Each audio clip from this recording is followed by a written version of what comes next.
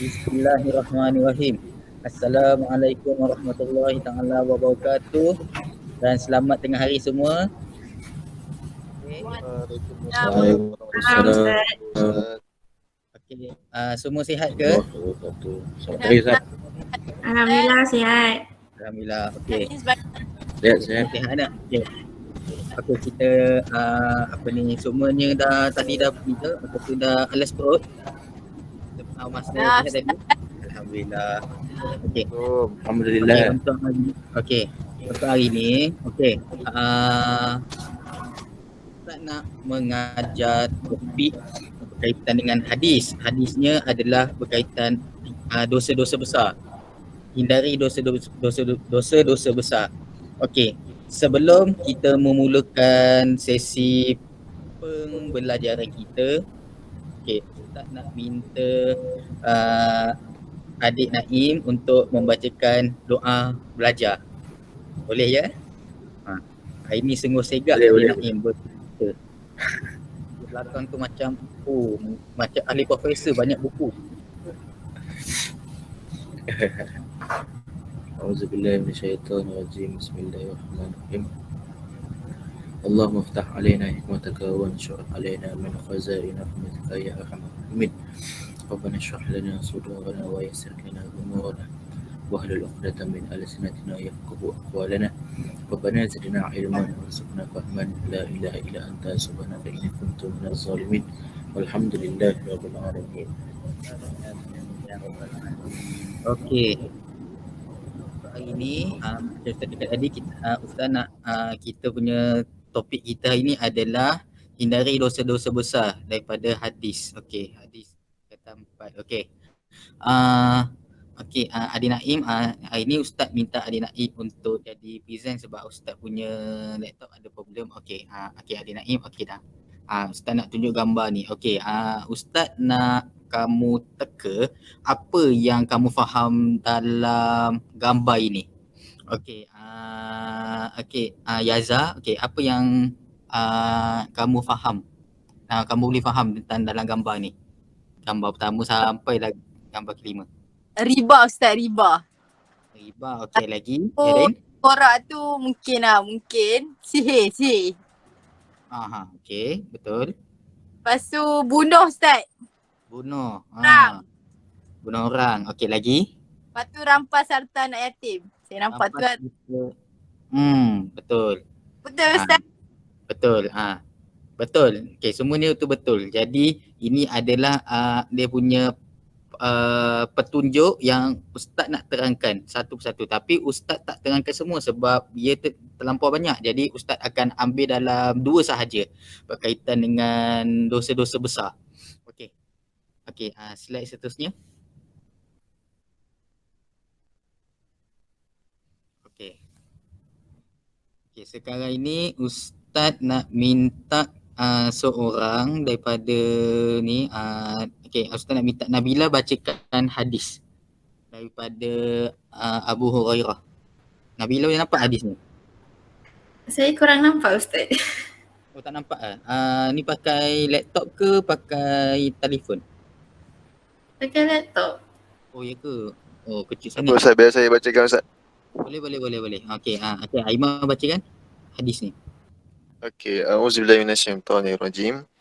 An Abi Hurairah radhiyallahu anhu 'anil Nabi sallallahu alaihi wasallam qala ijtanibu sab'al mubiqati qalu ya Rasulullah wa ma hunna qalu syirku billahi was-sihru wa qatlun nafsi allati harramallahu illa bil haqq wa aklu riba wa aklu al-mal al-yatim والتولي يوم الزحف وقذف المحصنات المؤمنات الغافلات متفق عليه.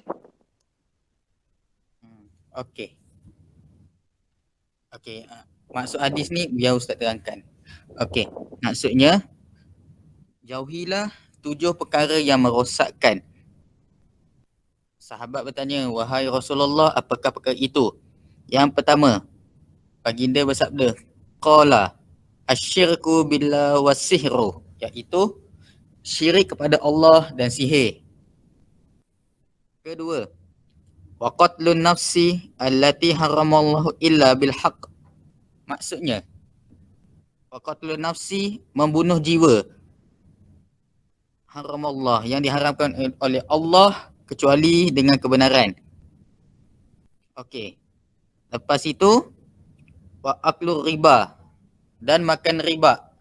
Wa aklul mal yatimi, makan harta anak yatim.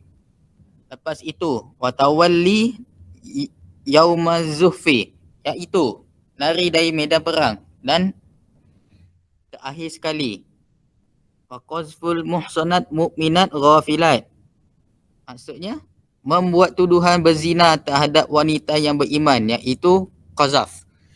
Jadi di sini hadis ini ada 7 yang di-highlightkan mengenai dosa-dosa besar. Yang Ustaz baca tadi, syirik kepada Allah yang pertama. Kedua, bersihir. Ketiga, membunuh. Keempat, makan riba. Yang kelima, makan harta anak yatim. Yang keenam, lari dari medan perang. Yang terakhir, qazaf, iaitu buat tuduhan zina terhadap perempuan yang beriman. Okey, untuk hari ini, hari ini Ustaz nak ajarkan 2 sahaja berkaitan dengan 7 dosa besar. Okey, Ustaz akan ambil yang paling dekat dengan kita, iaitu sihir dan bunuh. Yang lain itu nanti Ustaz akan terangkan pada kelas minggu hadapan, sebab ia terlampau panjang untuk Ustaz habiskan, sebab nanti tidak sempat, masa pun memang mencemburui. Okey, kita pergi kepada sihir. Gambar, kamu boleh nampak gambar tengkorak, gambar lilin. Itu dia punya gambaran sihir. Sihir ni memang biasa orang-orang yang ada berlaku hasad dengki mesti akan buat. Okey, kita pergi tengok apa itu sihir. Okey. Sihir ini adalah satu ilmu atau satu perbuatan yang memudaratkan orang lain dengan bantuan jin. Bantuan, kita gunakan bantuan daripada makhluk lain seperti jin. Okey, contohnya apa yang boleh nampak, apa yang situasi kita boleh nampak ia berlaku sihir. Yang pertama sekali santau. Yang kedua pukau. Yang ketiga minyak pengasih. Yang keempat susuk. Dan biasanya sihir ini kita tidak buat sendiri. Kita biasa akan upah orang untuk buat sihir, iaitu bomoh. Bomoh ini ibarat dia punya macam tempat berubat lah, tapi bukan berubat yang cara baik, tapi dia berubat dengan cara yang buruk. Orang bagi duit kepada tok bomoh, dan tok bomoh dia beritahu apa benda kerja yang dia nak buat. Apa yang awak nak suruh saya buat. Buat benda jahat lah. Tok bomoh dia punya peralatan sihir dia memang banyak. Memang zaman sekarang pun sebenarnya masih lagi ada berlaku. Okay, kita pergi tengok apa dia punya kesan dia terhadap orang yang telah melakukan sihir. Yang pertama sekali, merosakkan akidah. Memang akidah bila kita dah lakukan sihir, kita yang buat sihir, kita yang sebagai orang yang nak buat sihir dan orang yang melakukan sihir, perbuatan yang merancang dan buat, akidah dia memang dah rosak. Boleh jatuh kufur. Sebab dia minta bantuan dengan cara yang bantuan dekat orang dengan cara yang jahat. Jahat dia bukannya jahat yang biasa-biasa, jahat dia memang jahat yang kejam. Yang kedua, dapat azab siksaan neraka. Apabila dah buat sihir ni, memang akan, bila dia tidak sempat bertaubat, siksaan neraka akan tunggu dia. Okey. Orang yang lah, jadi apa kesannya yang orang telah terkena? Yang pertama sekali, memporak-perandakan rumah tangga. Memporak-peranda rumah tangga ni, dia punya kesan dia, macam contoh kita ni dengki dengan seseorang yang contohlah kita punya dulu pasangan kita ni sepatutnya kita berkahwin dengan dia, tapi kita tak dapat dia berkahwin dengan orang lain, jadi dia dengki. Jadi bila dengki tu mulalah ada satu niat yang jahat. Niat yang jahat ni Bila orang tu dah kena, jadi rumah tangga orang itu jadi rosak lah. Yang kedua, tubuh badan jadi sakit. Ya. Kesan dia paling teruk sekali, kita punya tubuh badan kita jadi sakit. Sakit dia bukan sakit yang sebarangan. Dia sakit ni sakit yang tidak boleh nak dirawat oleh doktor. Maksudnya pakai perubatan moden. Dia kena berubat dengan pakai perubatan Islam. Dia tidak boleh moden sebab dia melibatkan isu dalaman. Isu yang memang tidak boleh nampak dengan mata kasar. Yang terakhir sekali, boleh sebabkan mati. Menyebabkan kematian. Bila dah hasil daripada semua ni, memang kebarangkalian untuk mati itu memang tinggi. Sebenarnya banyak je kes mati ni disebabkan sihir. Dia punya berlaku sihir ni satu je, dengki. Itu je dia punya hasad dengki dia. Dan tak dinafikan yang berlaku sekarang ni, sihir ni adalah daripada kalangan orang Islam sebenarnya. Ustaz tak pernah lagi nampak orang yang beragama lain dia melakukan ni. Kalau dia orang dengki, dia orang maksudnya sebab Ustaz ada ramai kawan dan bila sama-sama ni, Ustaz tengok yang kita yang beragama Islam ni sebenarnya yang banyak melakukan sihir, bukan agama lain. Memang teruk-teruk sangat. Jadi Ustaz harap kepada kamu jangan ada berlaku sihir, jangan dengki. Elakkan, benda ni memang dosa besar. Dalam hadis tu sini cakap. Okey. Yang kedua, kita pergi kepada seterusnya. Yang kedua, membunuh. Iaitu faqatlu nafsi. Okey, di sini kamu boleh nampak ada dua gambar. Iaitu membunuh, ada menggunakan pisau, ada membunuh menggunakan pistol. Okey, apa itu bunuh? Bunuh ini adalah satu tindakan atau perbuatan mengharapkan nyawa, menghilangkan nyawa seseorang. Okey. Apa ni, Ustaz nak tanya kepada Yaza. Okey. Apa yang kamu boleh faham perbuatan hilangkan nyawa seseorang itu? Dia macam mana perbuatan hilangkan nyawa seseorang itu? Dia bunuh tanpa hak ke Ustaz? Betul ke? Dia tak Betul. hak untuk membunuh. Tapi betul. Memang betul. Dia punya ni, hilangkan nyawa ni iaitu dengan cara membunuh. Jadi membunuh ni dia banyak kaedah. Kaedah dia ada yang boleh dinampak dengan mata kasar. Kita buat dengan jelas, zohir. Ada yang cara halus. Halus itu sihir. Jadi okey, kita boleh tengok contoh dia, contoh membunuh ni. Menembak dengan senjata api. Alat dia adalah bunuh pakai senjata api. Okey. Naim, apa itu senjata api? Senjata api, senjata yang berbahaya lah. Maksudnya boleh memudaratkan kesihatan. Contoh dia shotgun. Sniper. Betul dah. Pistol. Benda ni benda yang memang boleh cepat je. Kita memang boleh punya satu senjata yang boleh buat kita bunuh. Betul. Yang kedua, tikam dengan pisau. Pisau. Okey, tikam dengan pisau ni, benda ni pisau, kita apa-apa jenis pisau semuanya boleh dijadikan sebagai alat membunuh. Tidak kisahlah pisau masakan ataupun pisau yang tajam untuk kita memotong. Pisau itu pun hanya boleh jadi senjata membunuh. Kita asal pisau itu menggunakan untuk kebaikan, tapi bila disalahgunakan, jadi dijadikan untuk sebagai alat membunuh. Yang terakhir sekali, meletak racun dalam makanan. Okey, benda ni dia ada dia cara halus. Ada orang boleh perasan, ada cara orang tak boleh perasan. Kita yang letak racun ni biasanya orang yang ni lah, dia ada niat dia nak niat jahat, dia dengki apa semua kan, dia tak nak nampak orang tu hidup lagi, dia benci dengan orang tu, tak nak dekat dunia, dia letak racun dalam makanan ataupun air.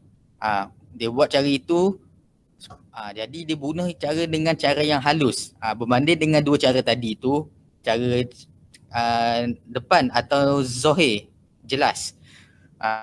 Jadi ini adalah 3 cara yang atau contoh membunuh. 2 daripada jelas, 1 daripada halus. Okey. Dia punya kesan dia. Okey, Ustaz nak minta adik Nabila bacakan. Okey, boleh nampak tak? Ke tak nampak lagi? InsyaAllah Ustaz. Boleh nampak? Okey. Okey, kesan membunuh. Yang pertama, menyusahkan keluarga mangsa pembunuhan. Yang kedua, menyebabkan berlaku pergaduhan dalam masyarakat. Yang ketiga, dimukai dan dilaknat oleh Allah. Yang keempat, mendapat azab siksaan dalam neraka. Betul. Ya, hasil kesan daripada bunuh. Yang pertama tadi adik Nabila kata susahkan keluarga mangsa. Ya, kita ni apabila dah buat satu pembunuhan, benda ini dia melibatkan orang lain.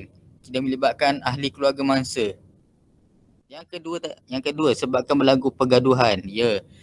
Mana ada kalau orang bunuh tak ada kata benda tu benda baik. Ni confirm benda bila dah bunuh ni banyak akan berlaku pergaduhan. Hanya disebabkan nila setitik rosak susu sebelanga. Yang ketiga, dimukai dan dilaknat oleh Allah. Itu memang confirm. Tidak ada pembunuhan berlaku ni Allah tak muka. Melainkan perang.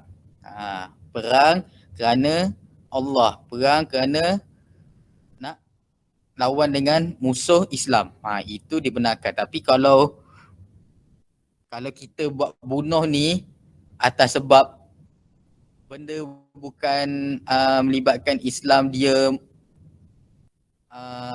perbuatan hasil daripada hasad dengki kita, itu memang Allah muka. Dan terakhir, dapat azab siksaan dalam neraka. Ya, confirm masuk neraka. Neraka nak tunggu je. Pembunuh-pembunuh ni check in. Confirm. Dah nama ada dalam list oleh Allah. Siapa-siapa yang tak taubat lagi lepas mati, sebelum mati dia tak sempat taubat, dah nama dia checklist, dah ada dalam name list lah oleh Allah untuk dimasukkan ke neraka.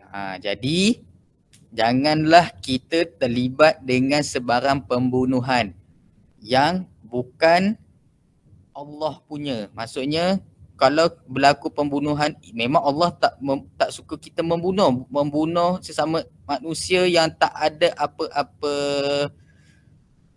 buat salah dengan kita. Kalau bunuh macam perang tu, itu lain. Sebab perang itu adalah untuk kita tegakkan syiar Islam, untuk kita nak hindarkan musuh-musuh Islam. Itu dibenarkan. Okey. Kesimpulan daripada belajar kita pada hari ini. Okey.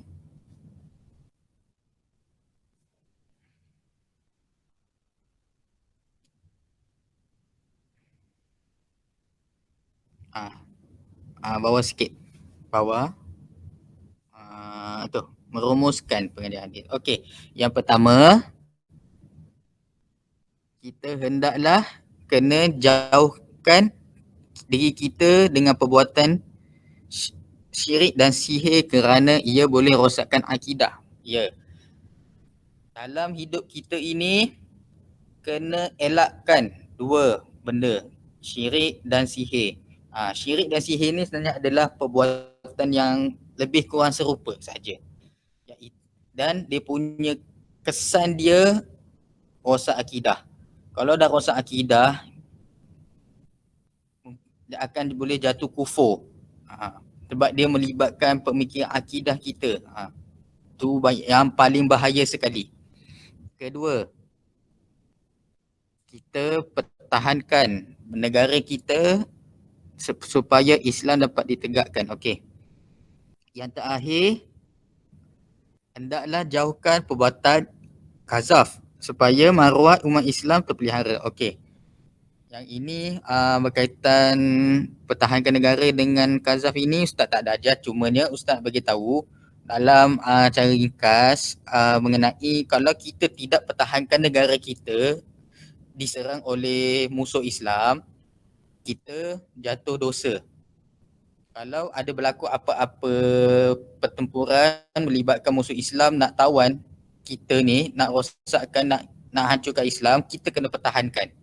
Dan qazaf ini yang Ustaz terangkan maksudnya tadi, kita tuduh orang perempuan lakukan zina, orang perempuan yang beriman tuduhkan zina, apabila kita dah buat, kita akan dapat dosa. Jadi kesan dia dan apa tu, kita kena jauhkan. Kita ada buat satu qazaf, iaitu tuduh. Contohlah Naim tuduh Yaza buat zina.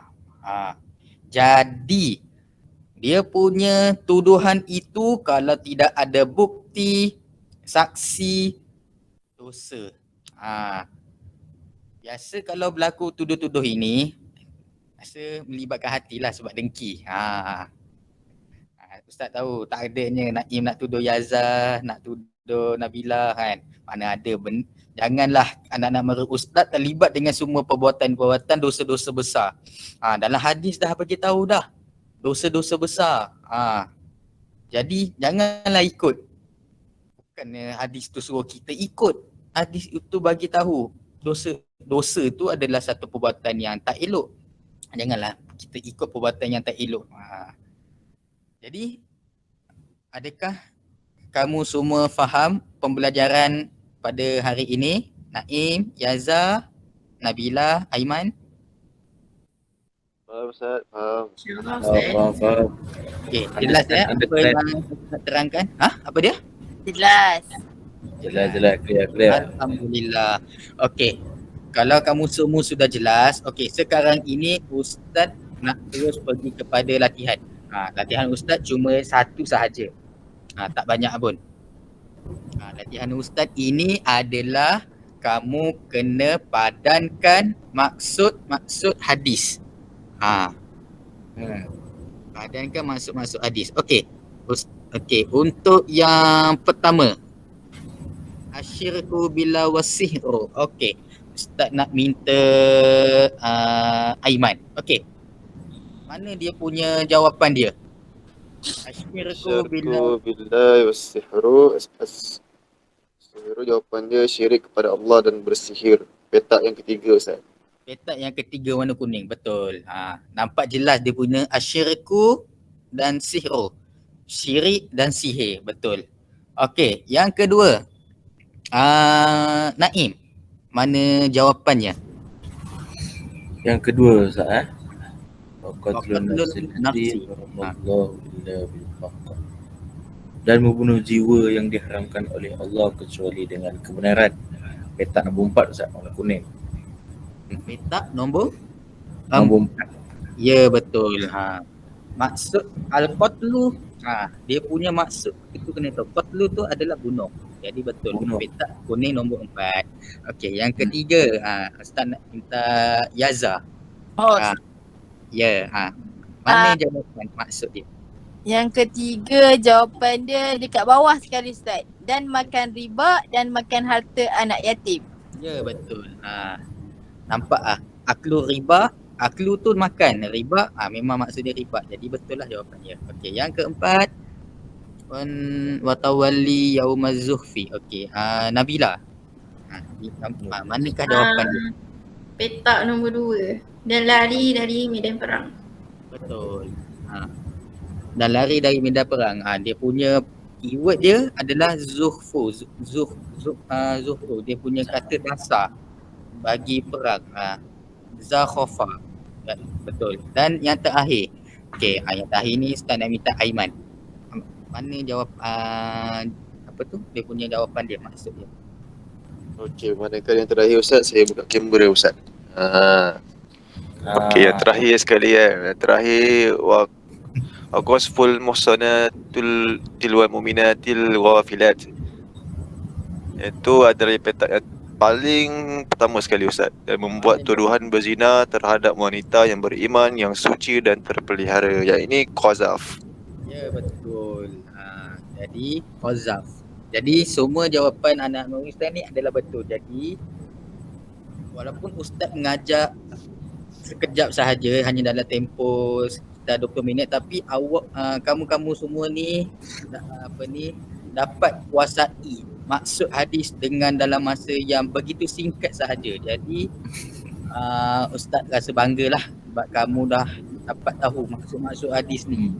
Jadi Ustaz tak perlu nak terangkan dari segi satu-satu perkataan apakah itu kan. Jadi itu sahaja pembelajaran kita pada hari ini, dan Ustaz nak ingatkan balik yang tadi apa yang Ustaz ajarkan pada kamu tentang 7 dosa besar yang ada, iaitu sihir, syirik, bunuh, tuduh wanita berzina iaitu qazaf, lari dari medan perang, apa lagi ya, Makan harta anak yatim. makan harta anak yatim dan riba. Ada 7. Dan yang tadi Ustaz terangkan kepada kamu cuma mengajar adalah 2 sahaja, iaitu membunuh dengan sihir. Jadi semua kamu dah boleh faham apa itu bunuh atau apa itu sihir, dan yang lain-lain itu ada lagi 5. Ustaz akan mengajar kamu pada minggu hadapan. Okey. Baik Ustaz. Okey. Jadi itu sahaja daripada Ustaz. Ustaz ucapkan terima kasih sebab kamu dapat hadirkan diri dalam kelas online ini yang Ustaz tengok cuma ada dalam 4 orang sahaja, tapi Ustaz pun rasa okey lah. Walaupun 4 orang, tapi 4 orang ini nampak bersemangat untuk dengar pembelajaran kita pada hari ini.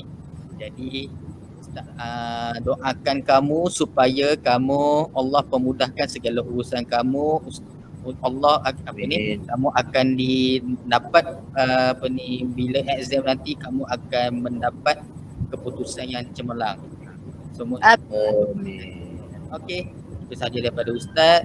Sekian, terima kasih. Assalamualaikum warahmatullahi taala wabarakatuh. Waalaikumsalam warahmatullahi wabarakatuh. Terima kasih Ustaz. Terima kasih Ustaz. Terima kasih Ustaz. Syukran.